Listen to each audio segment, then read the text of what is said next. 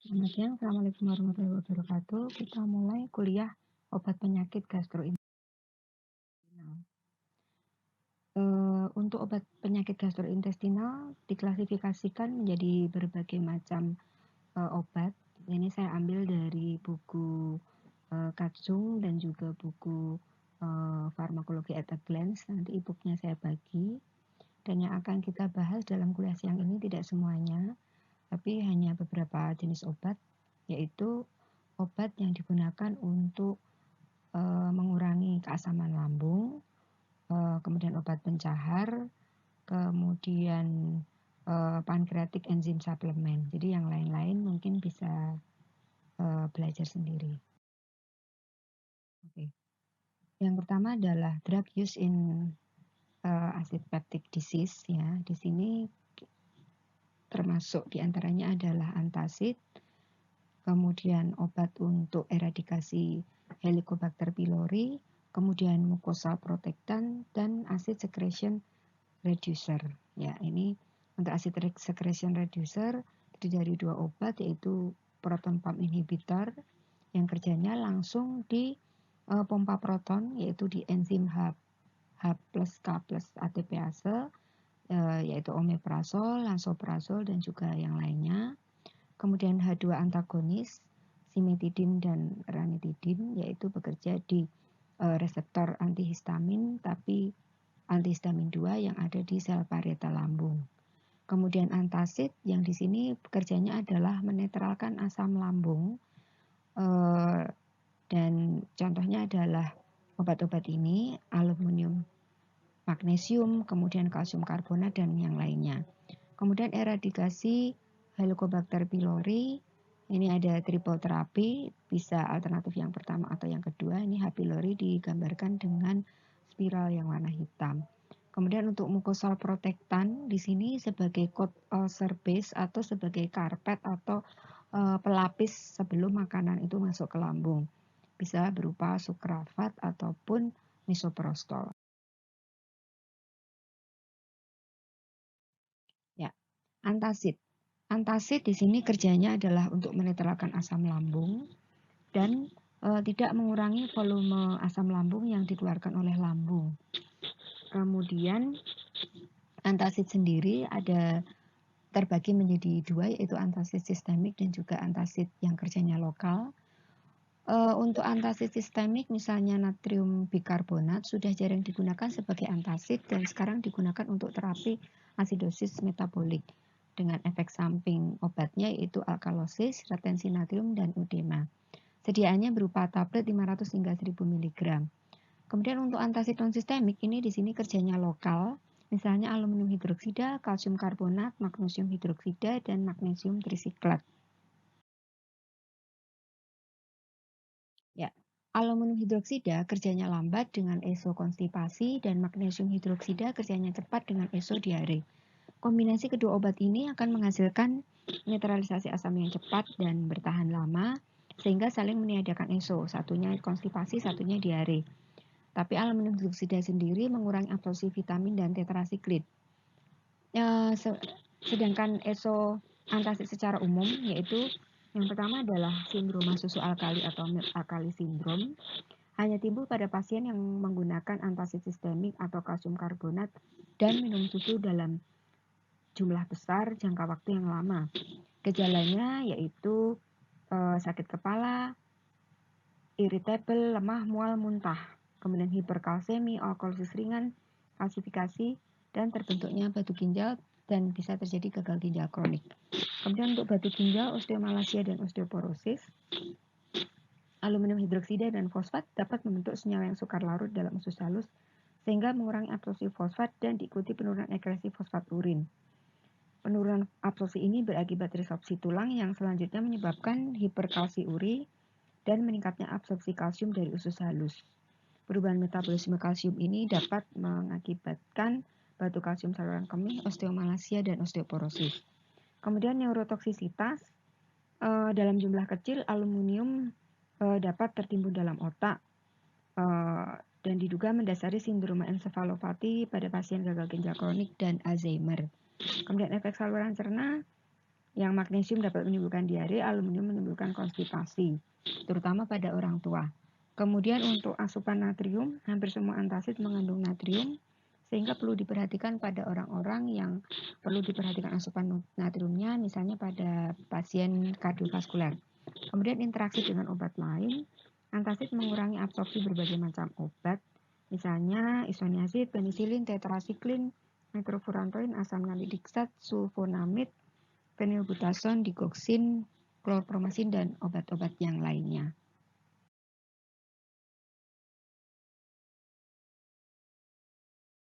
Nah, tabel ini tentang sediaan antasid ya, ada natrium bikarbonat, jadi ada nama obatnya, bentuk sediaan dan dosis, efek samping, dan juga keterangannya. Nanti adik-adik bisa cermati. Kemudian yang berikutnya adalah obat penghambat sekresi asam lambung, yaitu penghambat pompa proton atau proton pump inhibitor. Obat ini lebih kuat dari antihistamin 2 dalam hal menghambat sekresi asam lambung. Sediaan yang digunakan di Indonesia yaitu omeprazol, esomeprazol, lansoprazol, rabeprazol, dan pantoprazol. Sedangkan sediaan generiknya hanya terdapat pada 3 obat yang pertama. Di akhir dari PowerPoint sudah ada tentang obat-obat untuk penyakit gastrointestinal ini yang masuk dalam formularium nasional. Perbedaan dari obat-obat proton pump inhibitor ini adalah disubstitusi cincin-piridin atau bensimidazol. Kemudian farmakodinamiknya, proton pump inhibitor ini merupakan prodrug yang membutuhkan suasana asam untuk aktivasinya, sehingga tidak boleh diberikan barengan dengan antasid atau antihistamin 2 ya. Setelah absorpsi akan berdifusi ke sel parietal lambung, lalu aktif menjadi sulfonamid tetrasiklik yang akan berikatan dengan proton pump, yaitu enzim H+K+ ATPase. Enzim tersebut terhambat sehingga produksi HCl dihambat hingga 80 hingga 95%. Sifat inhibisinya reversibel, di mana produksi asam baru kembali terjadi setelah 3-4 hari di stop. Untuk farmakokinetiknya, bentuk sediaan obat yang cocok adalah sediaan obat salut enterik, sehingga tidak langsung pecah di lambung ya. Ini mencegah degradasi zat aktif dalam suasana asam. Kemudian tablet yang pecah di lambung akan teraktivasi, terikat sebagai gugus sulfidril mukus dan makanan, dan bioavailabilitasnya menurun hingga 50% karena makanan, sehingga sebaiknya diberikan 1 jam sebelum makan atau 1 jam antekuenam. Metabolismenya di hati. Kemudian indikasinya untuk terapi ulkus, dan ini lebih baik daripada antihistamin 2. Kemudian efek samping obat yaitu mual, nyeri perut, konstipasi, flatulen, dan diare. Bisa juga terjadi hipergastrenia pada 5-10% pada penggunaan. Ya, ini adalah tabel-tabel tentang interaksi omeprazol, salah satu proton pump inhibitor, dengan obat-obat yang terlihat di dalam tabel. Ya, misalnya diazepam, carbamazepin, kemudian clopidogrel, ini di sini adalah obat untuk akut coronary syndrome. Ya, kemudian obat yang berikutnya adalah obat sukralfat ya. Obat yang meningkatkan pertahanan mukosa lambung. Jadi sukralfat ini adalah melapisi lambung, kemudian membentuk polimer seperti lem, jadi kayak karpet melapisi lambung, terikat pada jaringan nekrotik ulkus secara selektif, tidak diabsorpsi secara sistemik, jadi kerjanya lokal dan efeknya sebanding dengan simetidin. Untuk mengaktifkan perlu suasana asam, tidak diberikan bersama antasid atau H2 antagonis ya. Efek samping obatnya meskipun lokal, tapi ternyata tetap ada efek samping konstipasi pada 4,7% pasien. Interaksi obat mengurangi absorpsi tetrasiklin, warfarin, fenitoin, digoksin, dan obat yang lainnya. Dosisnya adalah 4 kali 1 sendok makan, 1 jam antekuenam atau makan. Kemudian misoprostol di sini merupakan prostaglandin sintetik yang pertama kali efektif secara oral. Kerjanya adalah menghambat sekresi asam lambung, bersifat sitoprotektif untuk mencegah ulkus gastrointestinal yang diinduksi oleh obat analgetik inflamasi non-steroid dan efeknya sebanding dengan simetidin. Sukralfat dan antihistamin 2 lebih dipilih untuk pengobatan ulkus bukan karena AINS, karena ESO-nya lebih ringan. Pada misoprostol ini efek samping obatnya bisa gangguan pencernaan, kemudian pusing, sakit kepala, diare pada 14 hingga 40%. Kemudian kontraindikasinya juga pada wanita hamil. Kenapa? Karena pada trimester 1 bisa menyebabkan pendarahan pada 50% pasien dan juga abortus pada 7% pasien. Nah, penggunaan misoprostol ini harus menggunakan resep dokter karena sering sekali sekarang digunakan malah di bagian obstetrik ginekologi untuk induksi persalinan, jadi untuk merangsang kontraksi uterus, karena ingat ini adalah prostaglandin sintetik dan obat ini sering disalahgunakan orang awam untuk kasus abortus. Coba aja kalian browsing, kayak di marketplace itu banyak obat untuk abortus dengan nama yang macam-macam dan harganya mahal dan isinya adalah misoprostol. Kita lanjut, drug stimulating gastrointestinal motility ada berbagai macam obat ya. Untuk yang kortikosteroid, kemudian aminosalisilat, saya tidak akan membahas karena ini ada di mata kuliah yang lain. Kemudian pankreatik suplemen, pankreatin, laksatif atau pencar ini bisa macam-macam ya. Bisa bulk, osmotik, stimulan, kemudian fecal softener atau untuk melembutkan feses. Kemudian ada juga obat-obat antispasmodik dan anti-motility drug. Ya. Pankreatik suplemen atau digestan. Di sini obat ini berfungsi untuk membantu proses pencernaan, kemudian banyak sediaan irasional yang tersedia di pasaran, akan tetapi yang berfungsi sebagai obat sebetulnya hanyalah enzim pankreas dan sebagian sediaan empedu. Jadi ada yang bermacam-macam, enzim macam-macam itu sebetulnya yang berfungsi adalah enzim pankreas. Ya, kalau yang lainnya sih suplemen aja. Kemudian untuk pankreatin, pankreas lipase mengandung amilase, protease lipase, ini enzim pankreas. Dan pankreas lipase berasal dari pankreas babi, aktivitas lipasenya lebih tinggi daripada pankreatin. Ya, kemudian ini adalah tabel digestan dan enzim lain, ada asam glutamat, pepsin, pankreatin, diastase papain, asam dihidrokolat, natrium dihidrokolat. Dan ada keterangannya tidak boleh diberikan pada pasien-pasien tertentu, kemudian dan juga efek toksiknya. Lanjut ke obat pencahar. Obat pencahar di sini sebelumnya kita tahu bahwa konstipasi ialah kesulitan defekasi. Mengapa? Karena tindanya mengeras atau otot polosnya lumpuh misalnya pada megakolon kongenital dan juga gangguan refleks defekasi atau konstipasi habitual. Jadi sebetulnya kalau nggak bisa BAB, jangan langsung minum obat pencahar karena kalau keseringan mengkonsumsi obat pencahar akan menyebabkan otot sphincter aninya menjadi malas sehingga akhirnya timbul konstipasi habitual. Nah, ini berbahaya sekali. Kemudian bedanya dengan obstipasi apa? Kalau obstipasi itu kesulitan defekasi karena adanya obstruksi intra atau ekstralumen usus, misalnya pada karsinoma. Jadi beda ya antara konstipasi dan obstipasi. Ya, faktor konstipasi misalnya apa? Bisa psikis, ya. Misalnya perubahan bentuk toilet, bentuk apa tuh WC-nya berganti, perubahan kebiasaan defekasi atau saat perjalanan itu termasuk psikis ya. Kemudian penyakit misalnya hemoroid, kemudian penyakit skleroderma atau penyakit otot yang lain. Kemudian obat, misalnya obat-obat opium, antikolinergik, klonidin, kemudian antasid aluminium dan kalsium.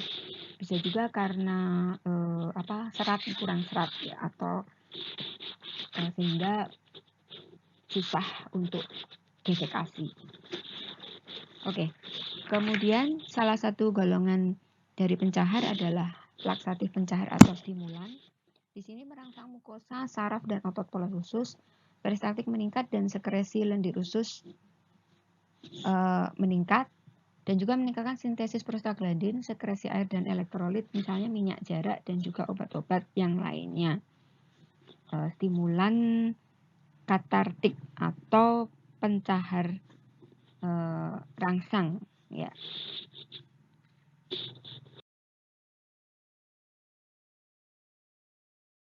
Ya, ini adalah obat pencahar rangsang, contohnya minyak jarak dan obat-obat yang lain. Bisakodil ini kayak yang terkandung dalam dulkolak, jadi dia termasuk pencahar rangsang. Kemudian ada juga pencahar garam berupa magnesium sulfat, susu magnesium oksida, ya. Kemudian pencahar pembentuk massa, ya, metil selulose, ya, kemudian agar. Nah, pembentuk massa ini misalnya kayak itu apa tuh yang diminum terus bikin kayak vegeta, itu termasuk pencahar pembentuk massa.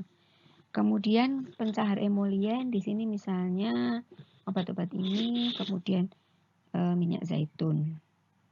Ya, itu juga termasuk pencahar emolien.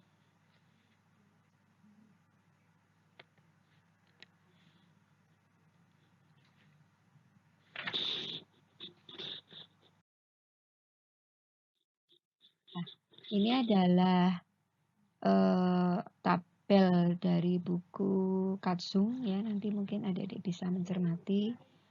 Di sini obat-obat yang digunakan di acid peptic disease, ya, proton pump inhibitor, kemudian untuk menstimulasi motilitas usus, laksatif itu bermacam-macam, ya.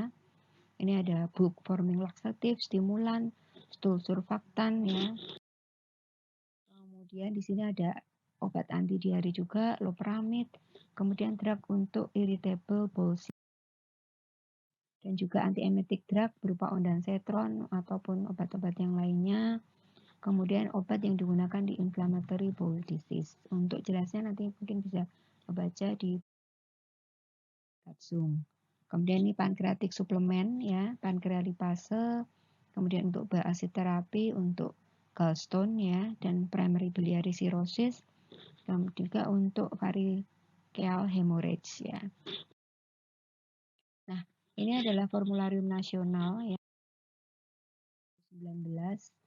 Di sini ada obat antacid yang digunakan adalah antasidadoen, ya. Kemudian untuk PPI-nya sendiri proton pump inhibitor ada esomeprazol, lansoprazol, omeprazol.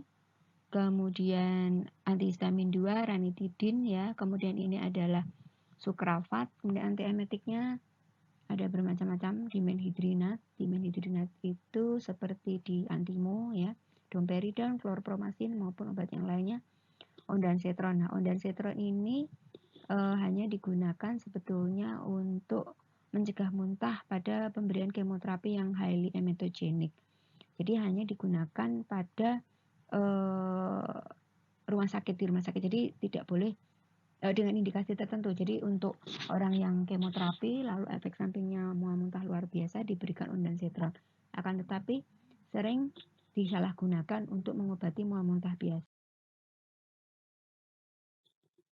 Ini obat-obat antispasmodik, kemudian obat untuk diare, macam-macam, ya, obatnya, dan juga obat katartik atau pencahar itu bisa kodil, kemudian gliserin, ya.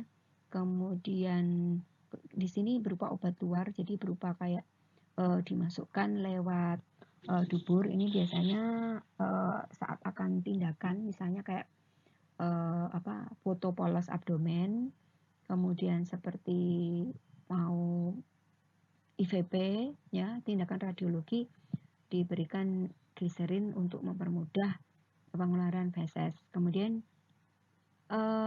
kombinasi dosis tetap, ya, parafin, gliserin, dan phenylephthalate suspension, ya. Kemudian ada laktulosa, natrium fosfat, dan polyethylene glycol. Ya, ini referensi yang saya gunakan. Ya, ini kalau prefer kalau membaca pertama tuh baca yang medical pharmacology at a glance dulu. Ini singkat, kemudian baca yang Katsung. Kalau yang Goodman Gilman ini bahasanya agak pusing. Ya, Terima kasih, selamat siang. Demikian kuliah saya hari ini. Wassalamualaikum warahmatullahi wabarakatuh.